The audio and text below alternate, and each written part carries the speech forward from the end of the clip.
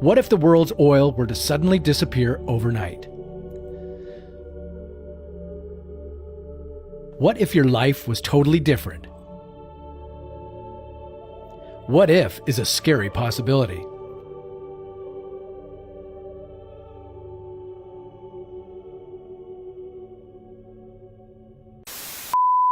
Believe it or not, oil is involved in almost every aspect of your life. Think of your morning routine. Your alarm goes off. What's the first thing you do?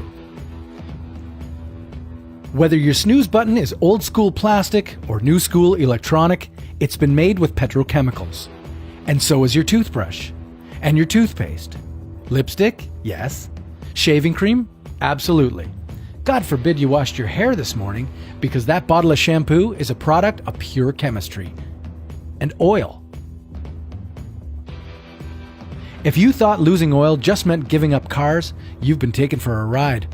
Only 43% of the oil we use is consumed at the pump. And the other 57%? You may have to look within you for that answer. Literally. The Centers for Disease Control tested humans for environmental chemicals and metals and found 212 compounds in their bodies. Can you guess how many were linked to oil? 180. Yep, that's right. Our lives, much like our cars, much like our world, rely on oil.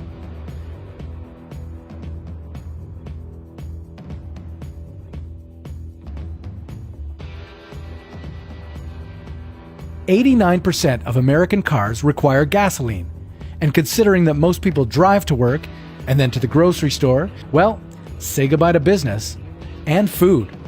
Most supermarkets are supplied by trains and delivery trucks that run on gas and diesel. Forget traveling overseas to see your relatives.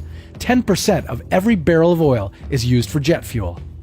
The world's interconnected travel and trade routes would shut down. But hey, if you live in a city, chances are there'll be more available parking. If you don't live in a city, you're in luck, sort of, and only for a little bit. In 1 week, a lot of places would lose electricity. While only 1% of America's electricity is directly powered through oil, the grid mostly relies on coal and natural gas, which is also supplied by gas-powered trains and trucks. In 1 month, most major cities would become blacked out, foodless free-for-alls.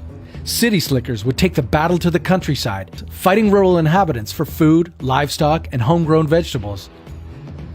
Most survivors would barely escape without a scratch, running the risk of infection and disease resulting from a lack of first aid and medical products made from petrochemicals. In a few months, developed countries would lose half their population to starvation, exposure, and inadequate medical care. Another third would die by the end of the year. In 5 years, the only survivors would be in remote farming communities. Growing vegetables and salting meat would become the new norm. We would essentially go back to living life as it was at the turn of the 20th century. We'd trade back our internal combustion engines for coal-powered steam ones. The world's population would shrink to about 1.5 billion.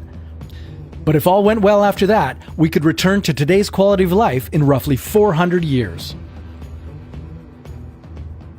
But there's still one side of this story we haven't yet mentioned. There'd be no internet, and you wouldn't be able to watch this video. So share it while you can, with all your friends just in case. And join us next time on What If?